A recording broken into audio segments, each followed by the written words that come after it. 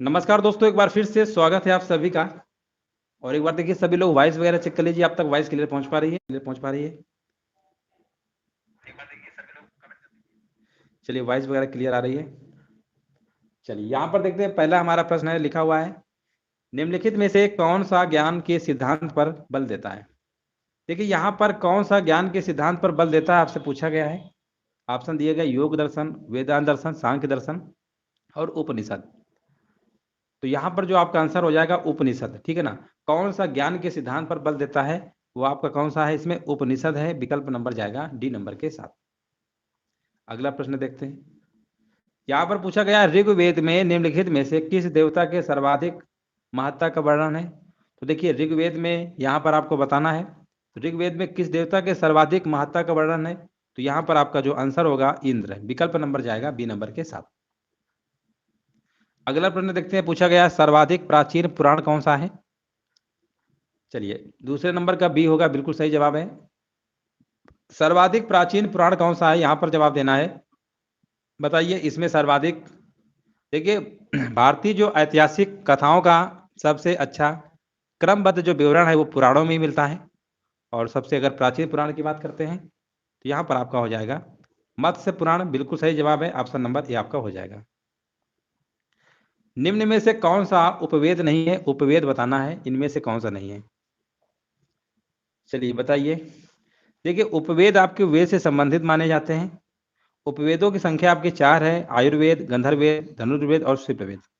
जबकि योग वेद जो होता है उपवेद नहीं है, है ना। योग वेद नहीं है, बाकी आपके सभी के सभी हैं। तो आंसर जाएगा आपका यहाँ पर विकल्प नंबर डी नंबर के साथ।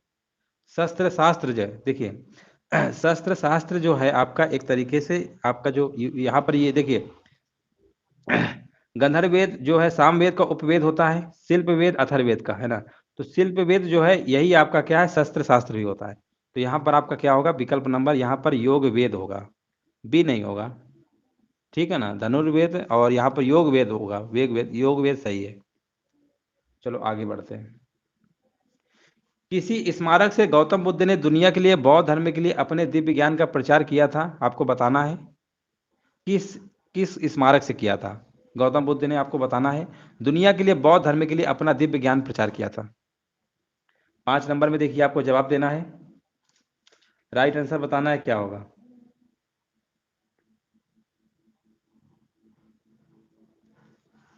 चलिए 5 नंबर का आ गया महाबोधि मंदिर समूह, बिल्कुल राइट आंसर है, बिल्कुल सही जवाब है। ये मंदिर जो है आपका बिहार के गया जिले में स्थित है, याद रखिएगा। कहाँ पर है ये, बिहार के, ठीक है ना। बिहार के गया गया जिला है वहाँ का, ठीक है ना।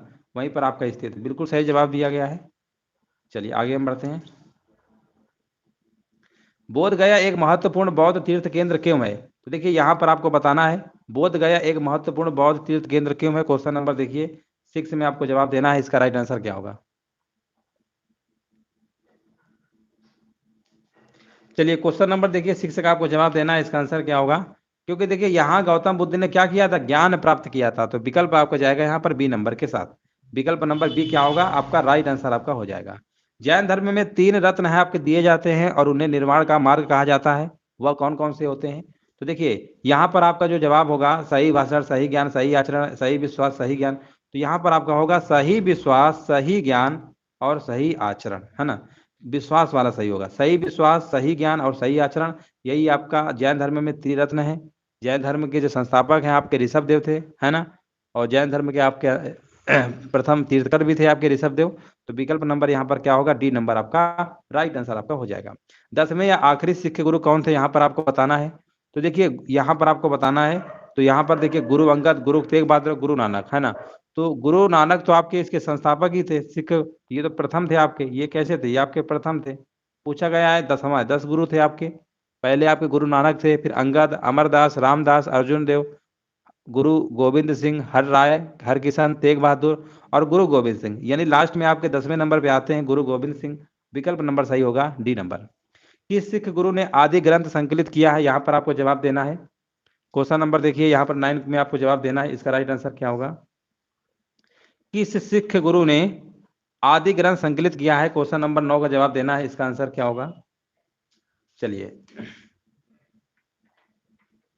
तो देखिए यहाँ पर सिखों के आपके 5वें गुरु थे गुरु अर्जुन देव, है ना।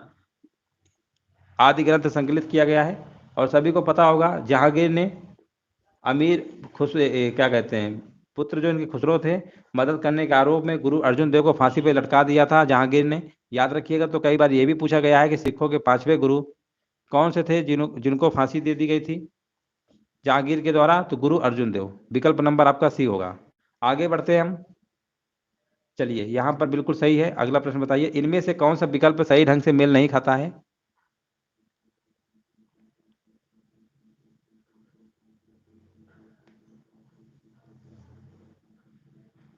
चलिए यहाँ पर आपको बताना है। नौवें गुरु आपके अर्जुन देव नहीं थे, वो गुरु तेग बहादुर हैं, है ना। गुरु तेग बहादुर जो औरंगजेब के द्वारा मारे गए थे, ठीक है ना। और जहांगीर ने मारा था 5वें गुरु आपके थे अर्जुन देव।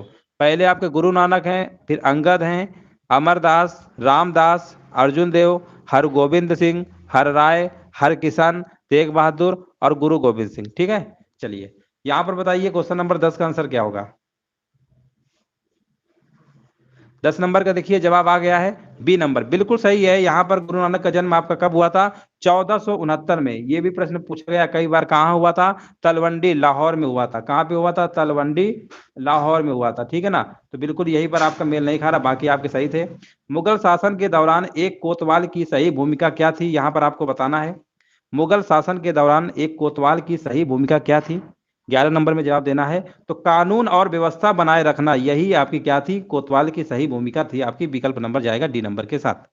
भारत में जहांगीर का शासनकाल बताना है। जहांगीर का शासनकाल कब से कब तक रहा है, यहाँ पर आपसे पूछा गया है 12 नंबर में। तो जहांगीर का जो शासनकाल आपका था 1605 से लेकर 1627 ईस्वी तक था। विकल्प नंबर क्या होगा यहाँ पर? ए नंबर आपका करेक्ट आंसर आपका हो जाएगा। वह कौन सा स्थान है जहां अंतिम मुगल सम्राट बहादुर शाह जफर की मृत्यु हो गई थी? क्वेश्चन नंबर 13 में जवाब देना है। चलिए 12 नंबर का सी होगा, बिल्कुल 12 नंबर का ए होगा। 12 नंबर का ए होगा। 12 नंबर में ए कराए थे कि सी कराए थे, देख लेते हैं एक बार। 12 नंबर का ए सही तो है, ए नंबर होगा।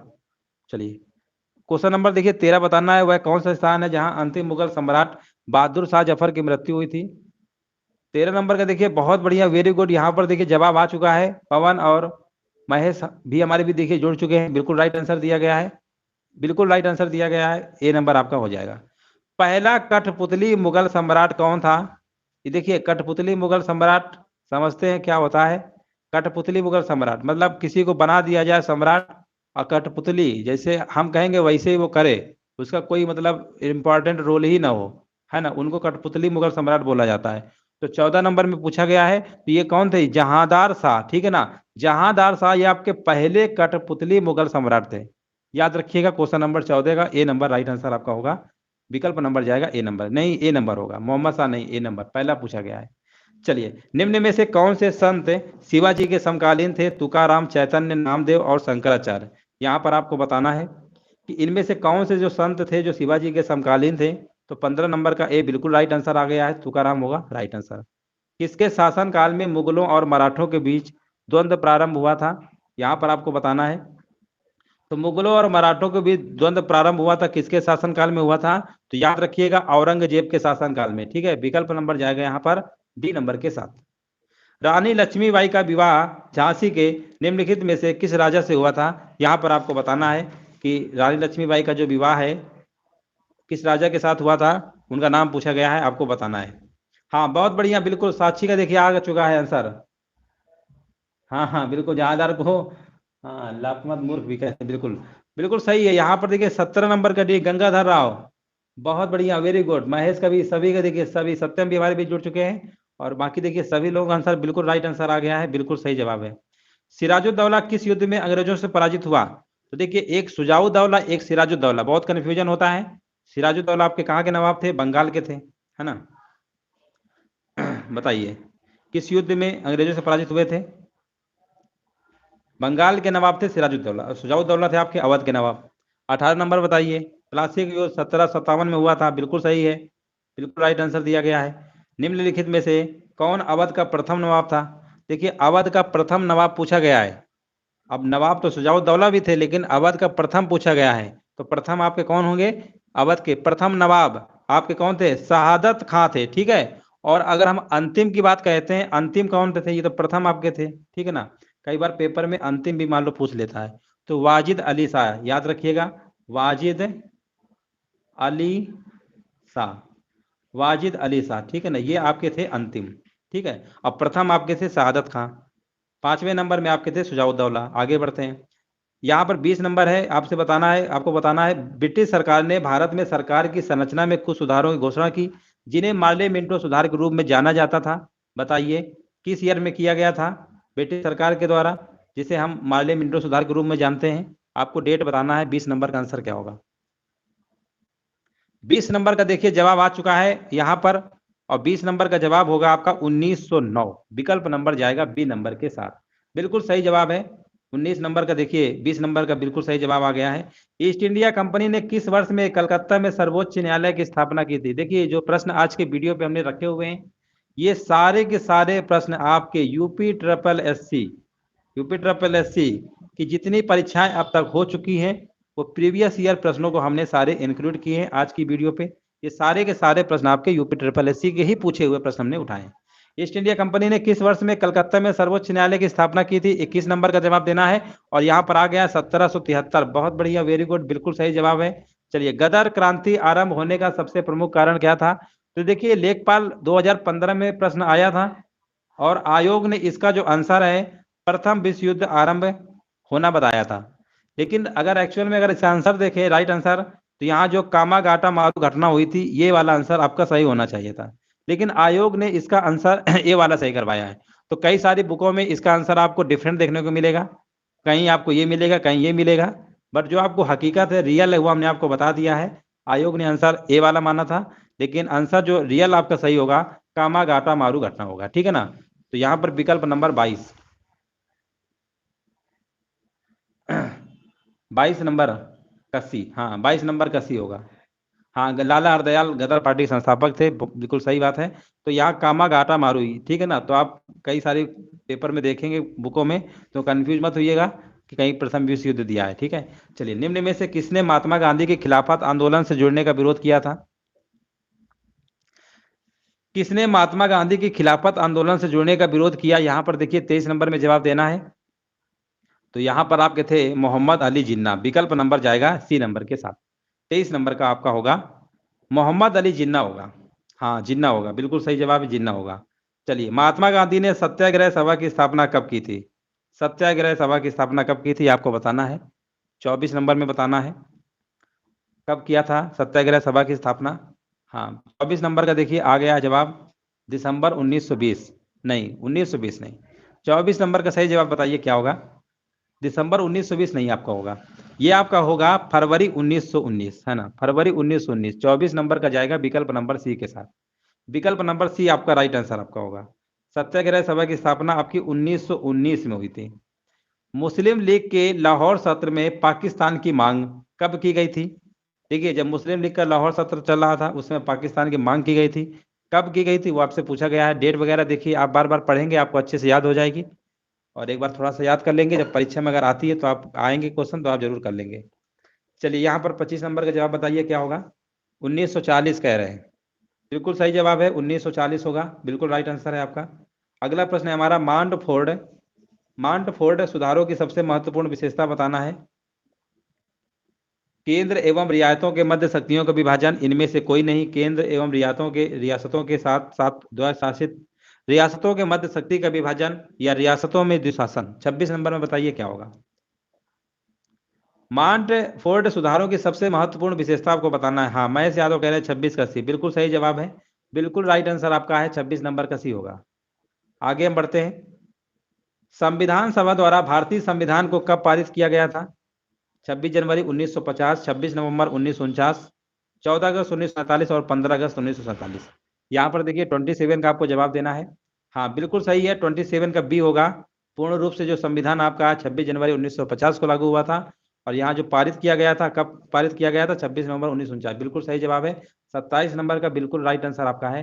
भारतीय संविधान कितने शब्दों का बना हुआ है? यहाँ पर आपको बताना है 28 नंबर में। कुछ जानकारी मिल नहीं है, कोई जानकारी नहीं मिली एग्जाम के बारे में। देखिए एग्जाम के बारे में अभी तो कुछ पता नहीं चल रहा, लेकिन आपका एग्जाम तो होगा ही, ऐसा नहीं है, ठीक है। बाकी आप तैयारी को देखिए इतना आप स्ट्रांग कर लीजिए पढ़ाई करके, ताकि आप बस ये सोचिए एग्जाम जब भी अगर होता है तो हमारी एक सीट पक्की हो जाए, है ना। अपने आप को मोटिवेट रखिए, पढ़ाई को बिल्कुल डिमोटिवेट मत होइए, क्योंकि एग्जाम तो होगा ही, ऐसा तो नहीं है। और ये सोचिए कि हमारे लिए आखिरी चांस है और इसी को अच्छे से अटेंड करके निकाल देना है, ये मानसिकता रखिए और जी जान से लग जाइए। वैकेंसी हालांकि 8,085 है, बहुत सारे लोग फार्म डाले हैं, लाखों में बेरोजगारी अपने देश में देख ही रहे हैं। तो इसलिए बिल्कुल तैयारी पे फोकस करिए, बिल्कुल इधर उधर आप मत सोचिए कि कब होगा कब नहीं, पेपर तो होगा ही, कंसंट्रेट बनाए रखिए। अपने हाथ में तो है नहीं कि आज चलो पेपर कल हो जाए परसों, जब आयोग चाहेगा तभी तो होगा ना।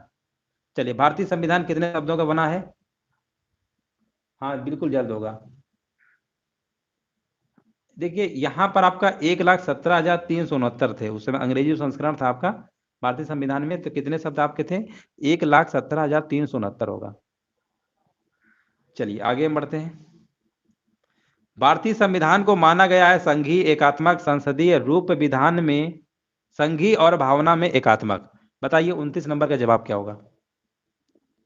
बिल्कुल होगा। देखिए हम अभी आपसे बिल्कुल फिक्स बता रहे हैं, आप पढ़ाई को बिल्कुल रखे रहिए, है ना, क्योंकि इससे आपका टाइम वेस्ट होगा। अब फिर एग्जाम मान लो 1 महीने बाद 2 महीने बाद कभी भी होगा तो एग्जाम तो होगा ना, मार्च मान लो खत्म हो गया, अप्रैल मई, तो 1-2 महीने के अंदर हो जाना चाहिए हमारे हिसाब से।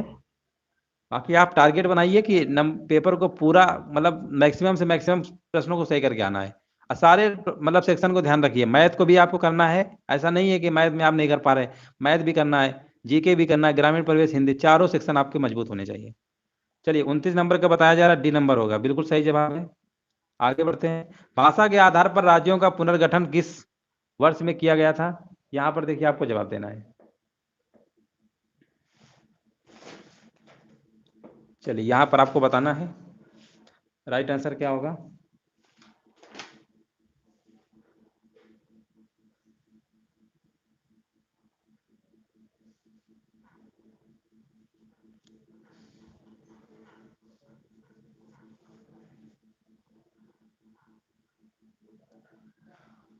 देखिए पहले आपके ABCD करके भाषाई आधार पर बनाए गए थे रद्द करके, फिर आपके 14 राज्य और 6 केंद्र शासित प्रदेश बनाए गए थे। फजल अली आयोग का गठन किया गया था 1953 में, है ना। तो यहाँ पर आंसर क्या होगा, किस वर्ष किया गया था आपको बताना है। 30 नंबर का जवाब बताना क्या होगा। 30 नंबर का क्या होगा, यहाँ पर डी नंबर होगा, 1956 होगा। फजल अली आयोग, हाँ बिल्कुल सही, 1956 बिल्कुल राइट आंसर है। चलिए भारत का कौन सा 14 राज्य और 6 आपके रखे गए थे, 6 संघ राज्य क्षेत्र है। भारत का कौन सा संघ राज्य क्षेत्र आकार में सबसे बड़ा है? बताइए सबसे बड़ा कौन सा है? संघ राज्य क्षेत्र यानी केंद्र शासित प्रदेश आपको बताना है, सबसे बड़ा इनमें से कौन सा है? 31 नंबर बताना है।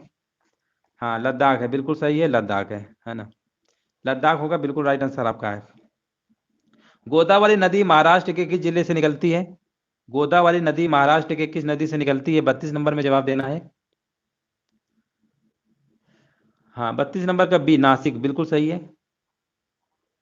मानव पूंजी में निवेश किसके द्वारा किया जा सकता है? शिक्षा, प्रशिक्षण, चिकित्सा, देखरेख या सभी तीनों? यहाँ पर आपका होगा सभी तीनों में होगा, विकल्प नंबर जाएगा यहाँ पर डी नंबर के साथ। भारत में प्रथम आर्थिक जनगणना किस वर्ष में की गई थी? 34 नंबर में देखिए आपको जवाब देना है, राइट आंसर बताना क्या होगा। प्रथम आर्थिक जनगणना किस वर्ष हुई थी? 34 नंबर में जवाब देना है। देखिए आर्थिक जनगणना अब आपकी 1919 से भी 1919 कह रहे हैं, 2019 में भी होनी है। 7वीं जनगणना है, 6वीं आपकी हुई थी 2013 के समथिंग। 34 का डी, ये आपकी हुई थी 1970 में, जो प्रथम जनगणना आपकी हुई थी 1970 में हुई थी। याद रखिएगा ये सब यूपी ट्रिपल एस के प्रीवियस ईयर के प्रश्नों को हमने शामिल किया है, तो है ना, तो बिल्कुल कंफ्यूज ना हुई है, 1970 होगा, ठीक है। प्रथम आर्थिक जनगणना आपकी कब हुई थी? 1970 में हुई थी, राइट आंसर आपका हो जाएगा। नहीं नहीं 1965 नहीं होगा, आर्थिक पूछा गया है ना, आर्थिक जनगणना आपकी 1977 में हुई थी। राइट आंसर है 34 नंबर का आपका ए नंबर होगा। चलिए 1965 नहीं, एक बार देख लीजिएगा, बाकी कई बार होता है ना कि डाउट होता है, कन्फ्यूजन हो जाता है, एक बार उसको चेक कर लीजिएगा, बाकी कोई दिक्कत नहीं है ना, देख लीजिएगा उसको एक बार अच्छे से। कलकत्ता अब कोलकाता में, कोलकाता अब कोलकाता हो गया है, में भारतीय सांख्यिकी संस्थान की स्थापना किसने की थी? तो अब जो कोलकाता हो गया, पहले कलकत्ता हुआ करता था, इसमें भारतीय सांख्यिकी संस्थान की स्थापना किसने की थी? 35 नंबर में जवाब देना है। तो ये आपकी जो स्थापना की गई थी, ये पीसी महालनोबिस है ना, ये नाम है इनका, पीसी महालनोबिस। ये नाम याद रखिएगा थोड़ा सा, अगर कभी आता है भारतीय सांख्यिकी संस्थान। और ये सब पेपर के आए हुए प्रश्न है, सब आए हुए हैं यूपी ट्रिपल एस सी के। ये तो देखिए प्रश्न एक बार यूपी पुलिस में भी पूछा गया था, प्रसिद्ध चरुकुला नृत्य कहाँ का है, संबंधित है, कहाँ से संबंधित है? 36 नंबर तो सिंपल है, आप लोग कर लेंगे, यूपी जी के एक प्रश्न है ये। 36 नंबर का बताया जा रहा सी होगा, हाँ बिल्कुल सही है, ब्रज बिल्कुल सही जवाब है। चलिए आगे बढ़ते हैं। उत्तर प्रदेश के किस शहर में 11 मंजिला पागल बाबा मंदिर मिलेगा?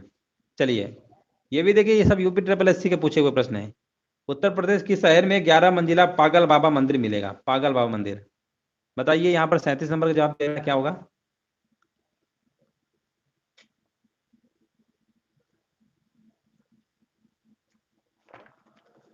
37 नंबर का कह रहे हैं ए नंबर होगा, वृंदावन। हाँ बिल्कुल सही जवाब है, वृंदावन होगा, बिल्कुल राइट आंसर है आपका। चलिए वृंदावन देख लेते हैं, सभी का आ रहा है, हाँ बिल्कुल सत्यम पवन बिल्कुल सही जवाब है।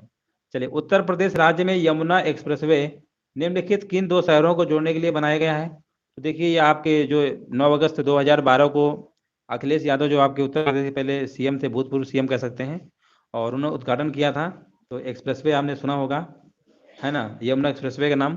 तो बताना है, तो ये आपका आगरा और नोएडा आगरा और नोएडा, हाँ बिल्कुल सही जवाब है, 38 नंबर का सी होगा।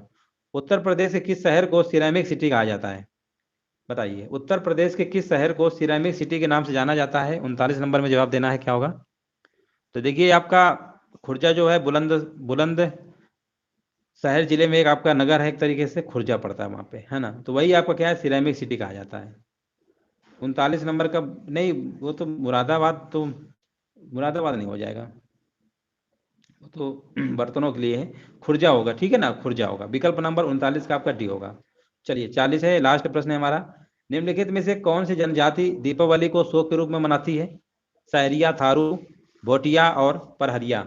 चलिए ये सब जनजातियां हैं, आपको बताना है कि कौन सी जनजाति शोक के रूप में मनाती है। भील जनजाति सबसे बड़ी है, जो कि एमपी की है, और यहाँ पर आपको बताना है 40 नंबर का थारू, हाँ बिल्कुल सही जवाब है, बिल्कुल राइट आंसर है आपका, थारू हो जाएगा। तो चलिए 40 प्रश्न आपके थे आज, ठीक है 40 प्रश्न आपके थे, कैसे मिलेंगे, धन्यवाद आप सभी का।